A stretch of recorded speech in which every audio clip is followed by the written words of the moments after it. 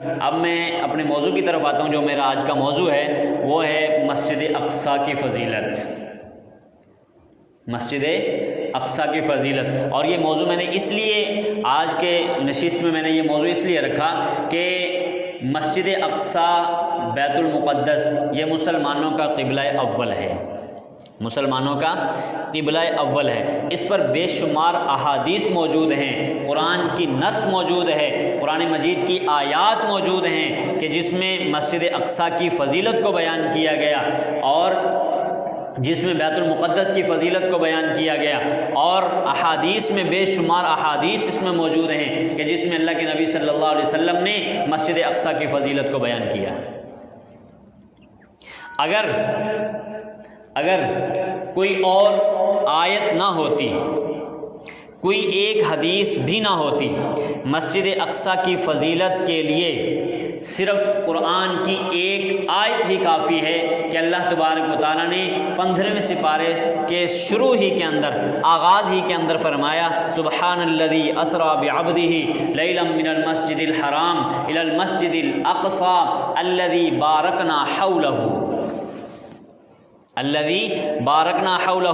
کوئی اور آیت نہ ہوتی، کوئی اور حدیث نہ ہوتی، صرف قرآن کی ایک آیت مسجد اقصیٰ کی فضیلت کو بیان کرنے کے لیے کافی ہے.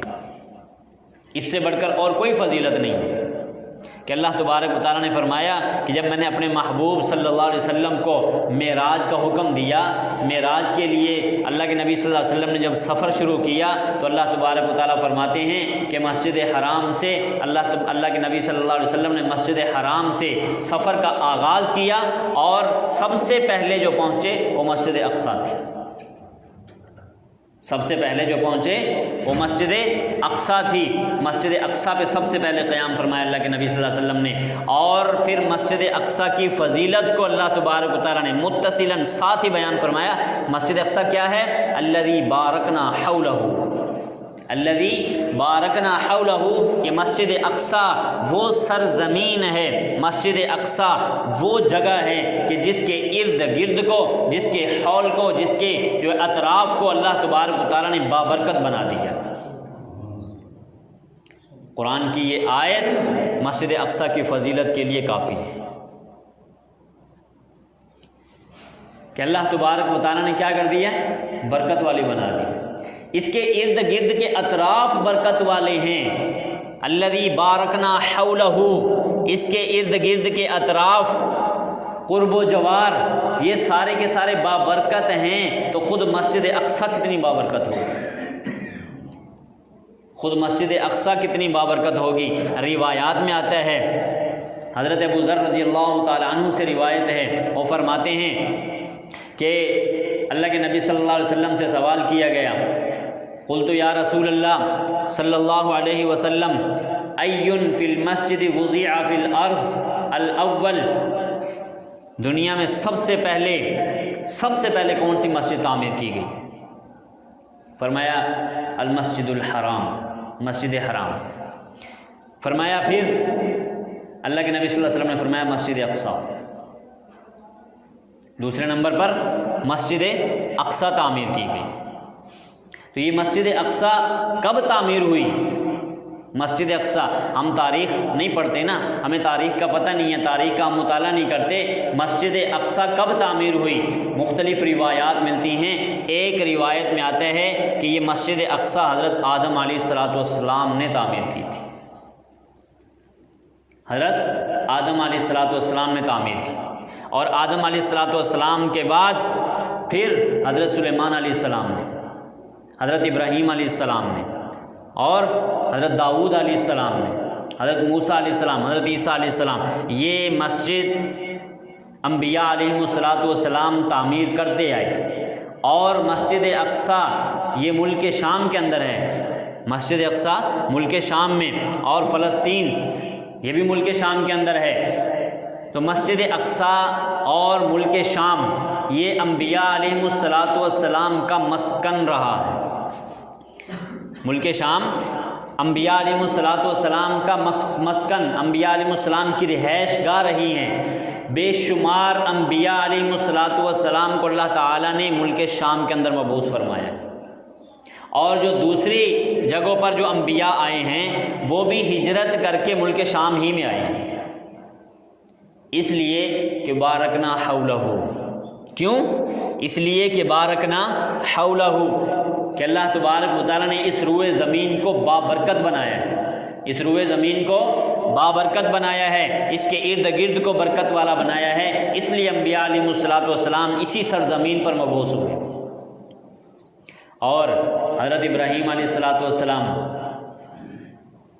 اور حضرت لوط علیہ الصلوۃ والسلام جب حکم ہوا تو اسی ملک شام کی طرف ہجرت کی۔ قرآن کریم نے فرمایا وَنَجَّيْنَاهُ وَلُوطًا إِلَى الْأَرْضِ الَّتِي بَارَكْنَا، وَنَجَّيْنَاهُ وَلُوطًا، جب قوم سے نجات ملی ابراہیم علیہ السلام اور لوط علیہ الصلوۃ والسلام کو اللہ تبارک و تعالیٰ نے جب ہجرت کا حکم دیا تو انہوں نے ہجرت کس طرف کی تھی؟ ملک شام کی طرف۔ اور اسی طرح فرمایا وَجَعَلْنَا ابْنَ مَرْيَمَ وَأُمَّهُ آیَةً وَآوَيْنَاهُمَا إِلَىٰ رَبْوَةٍ ذَاتِ قَرَارٍ وَمَعِینٍ، جب حضرت مریم علیہ السلام، حضرت عیسیٰ علیہ الصلوۃ والسلام کا تذکرہ جب اللہ تبارک و تعالیٰ نے فرمایا تو اللہ تبارک و تعالیٰ نے ایسی جگہ کا انتخاب کیا إِلَىٰ رَبْوَةِ ذَاتِ قَرَارٍ وَمَعِینٍ، جو سکون کی جگہ تھی۔ مفسرین حضرات نے لکھا ہے تفسیر ابن کثیر کے اندر کہ یہ ذات قرار و معین سے مراد یہی بیت المقدس مسجد اقصی کی چٹان تھی۔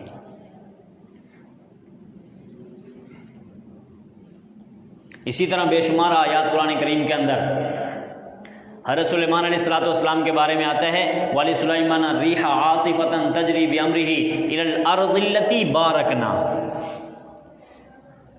جب سلیمان علیہ الصلوۃ والسلام نے یہ دعا مانگی اور اللہ تبارک و تعالیٰ نے ہوا کو سلیمان علیہ السلام کے تابع بنا دیا، وَلِسُلَيْمَانَ الرِّيحَ عَاصِفَةً تَجْرِي إِلَى الْأَرْضِ الَّتِي بَارَكْنَا، جب سلیمان علیہ السلام کی ہوا تابع ہوئی تو یہ زمین کون سی تھی؟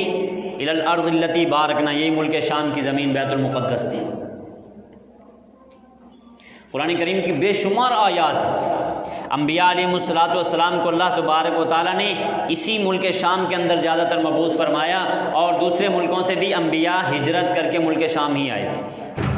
اور یہ مسجد اقصی ایسی واحد مسجد ہے پوری روئے زمین پر، پوری کائنات کے اندر، پوری روئے زمین کے اندر یہ ایک ایسی واحد مسجد اقصی ہے کہ جہاں پر اللہ تبارک و تعالیٰ نے آدم علیہ الصلوۃ والسلام سے لے کر نبی کریم صلی اللہ علیہ وسلم تک تمام کے تمام انبیاء علیہ الصلوۃ والسلام کو ایک ہی جگہ مسجد اقصی میں جمع فرمایا۔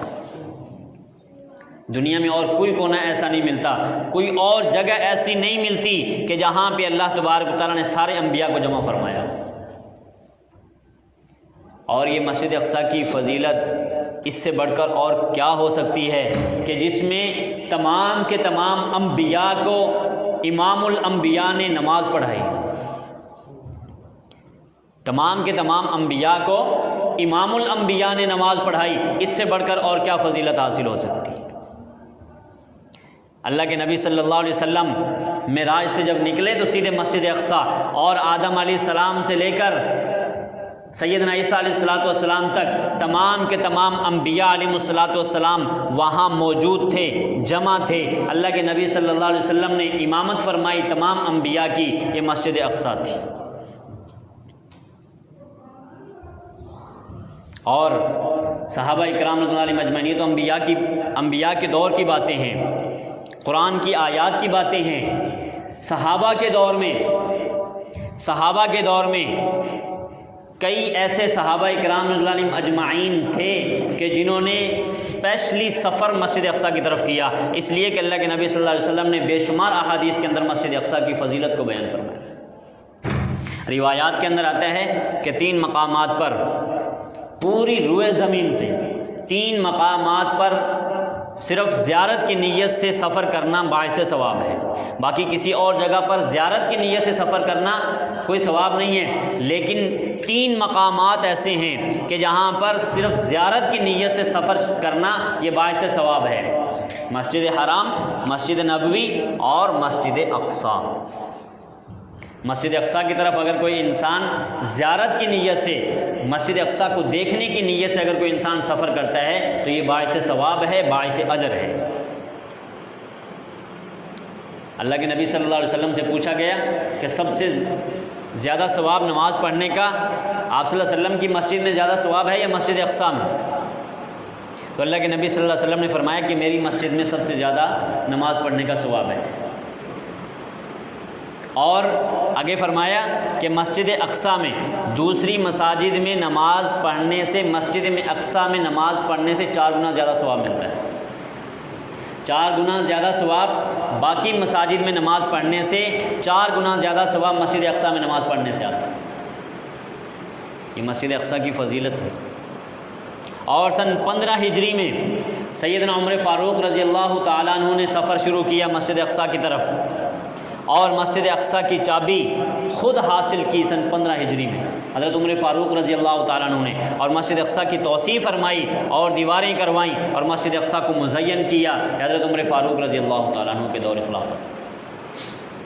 پھر حضرت عثمان غنی رضی اللہ تعالیٰ عنہ کا دور آیا، حضرت علی المرتضیٰ کا دور آیا، یہ سارے دور گزرتے گئے، آخر کار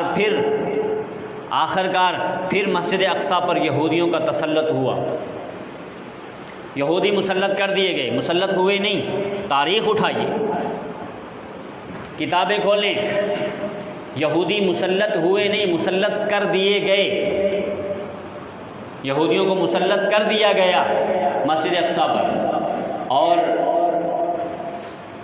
تاریخ تو بہت لمبی چوڑی ہے۔ اور یہودیوں کو کیا سمجھایا گیا؟ یہودیوں کو کیا سمجھایا گیا؟ جب قبضہ کروایا تو کیا سمجھایا؟ کہ لوگوں کو یہ بتانا ہے، لوگوں کو یہ سمجھانا ہے، لوگوں کے دلوں میں دماغوں میں یہ بات بٹھانی ہے کہ مسجد اقصی یہ یہودیوں کی جگہ ہے، مسجد اقصی یہودیوں کی جگہ ہے، اور یہاں پہ زبردستی مسجد بنائی گئی ہے، اس کا جو گنبد ہے، عین گنبد کے نیچے ہیکل جو ان کے ایک بت کا نام تھا وہ یہاں پہ مدفون ہے، یہاں پہ ہے، ہم اس کو نکالنا چاہتے ہیں۔ یہ کیوں بابر کروایا گیا؟ تاکہ مسلمانوں کے دلوں سے مسجد اقصی کے گنبد کی حرمت اور مسجد اقصی کی عزت کو کم کیا جائے، مسجد اقصی کی محبت کو کم کیا جائے، اور لوگوں کو یہ بتایا جائے کہ یہ دراصل یہودیوں کی جگہ تھی، یہ ہیکل یہاں پہ مدفون ہے، ہم ہیکل کو حاصل کرنا چاہتے ہیں۔ یہ لوگوں کو یہ ایک من گھڑت کہانی بنا کر، من گھڑت قصے اور واقعات بنا کر لوگوں کے دلوں میں بٹھائے گئے تاکہ مسجد اقصی کی اہمیت لوگوں کے دلوں سے نکل جائے، جبکہ یہ من گھڑت ہیں واقعات۔ اصل حقیقت کیا ہے کہ یہ مسجد اقصی آج کی نہیں، آدم علیہ السلام کی تعمیر کردہ یہ مسجد ہے، اور تمام کے تمام انبیاء علیہ السلام کی یہ متفقہ مسجد رہی۔ جیسے میں نے قرآن کی آیات پڑھ کے آپ حضرات کو واضح طور پر دلائل سے ثابت کر دی، قرآن کی بے شمار آیات کے اندر اللہ تبارک و تعالیٰ نے مسجد اقصی کی فضیلت کو بیان کیا، احادیث کے اندر اللہ کے نبی صلی اللہ علیہ وسلم نے مسجد اقصی کی فضیلت کو بیان کیا۔ تو آج بھی یہودی اس پر مسلط ہے۔ یہ 1948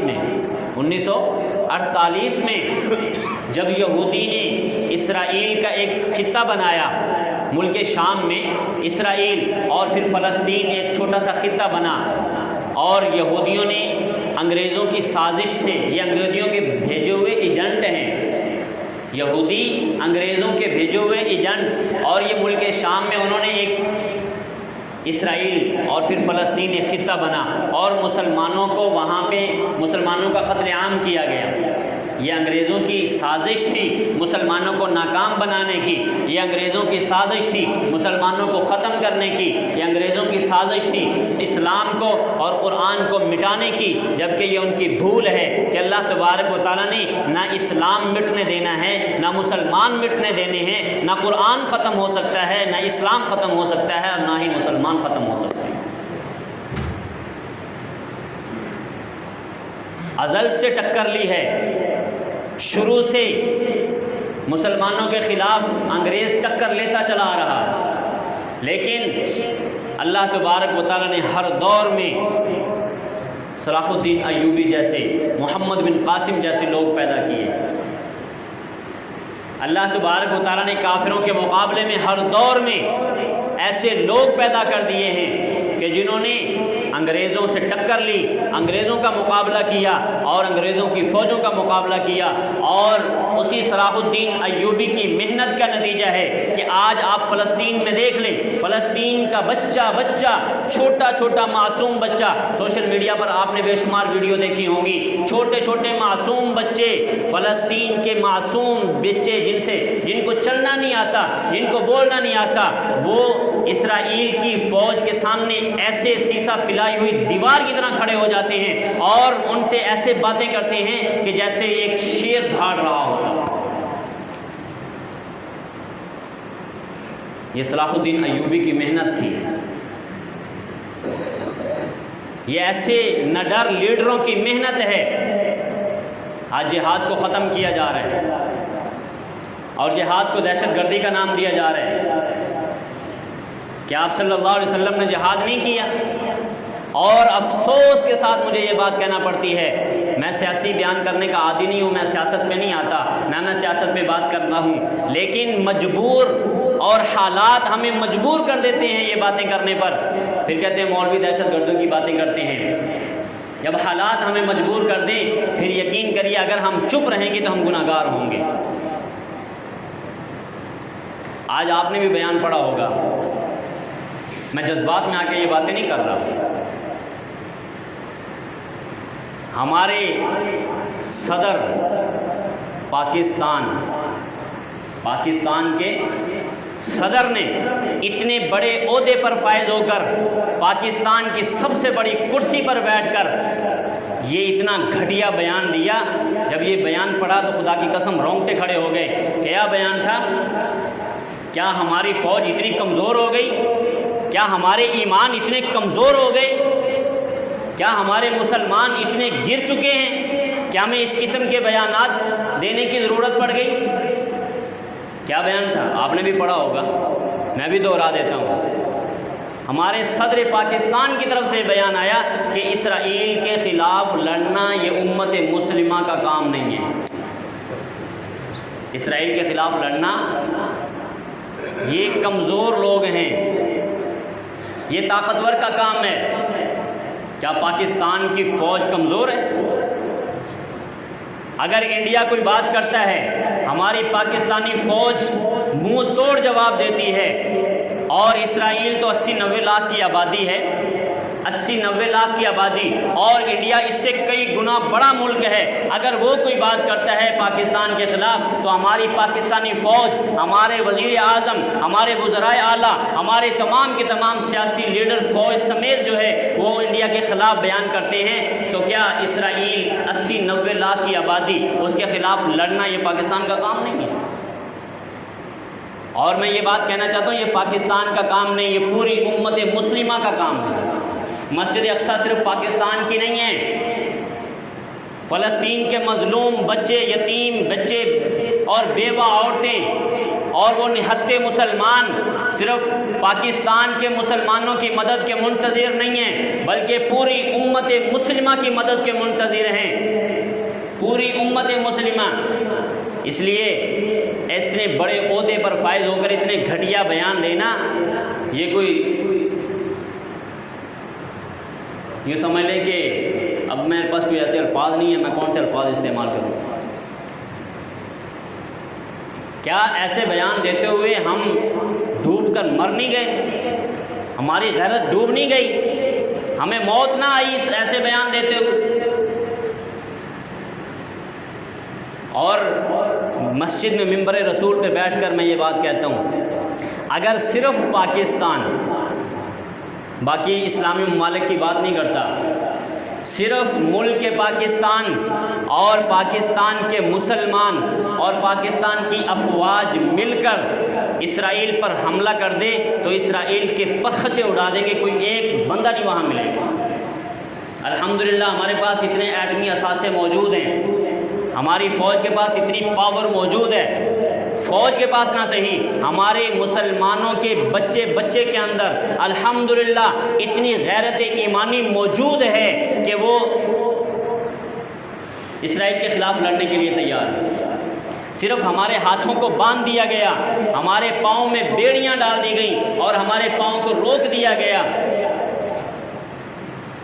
آج صرف نام نہاد جو ہے وہ کرسیوں پر بیٹھ کر یہ ایسے گھٹیا بیان دیتے ہیں، شرم ہی نہیں آتی ایسے بیان دیتے ہوئے۔ ایسا بیان دے کر امت مسلمہ کی غیرت کو للکارا گیا ہے۔ اور آج الحمدللہ پورے ملک کے اندر اسرائیل مرد آباد کی ریلیاں اور احتجاجی مظاہرے ہو رہے ہیں، اور ہمارے وزیر صاحب یہ کہتے ہیں کہ جی اس کے ریلیاں نکالنے سے، احتجاج کرنے سے ان سے کوئی فرق نہیں پڑے گا۔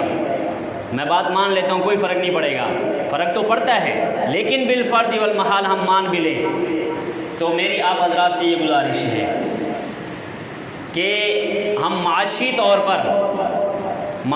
پر جس طرح فرانس نے گستاخی کی اور ہم نے معاشی طور پر ان کو نیست و نابود کیا، اسی طرح آج اگر ہم معاشی طور پر اسرائیل کے خلاف اکٹھے ہو جائیں، معاشی طور پر ان کو نیست و نابود کرنا چاہیں تو کر سکتے ہیں۔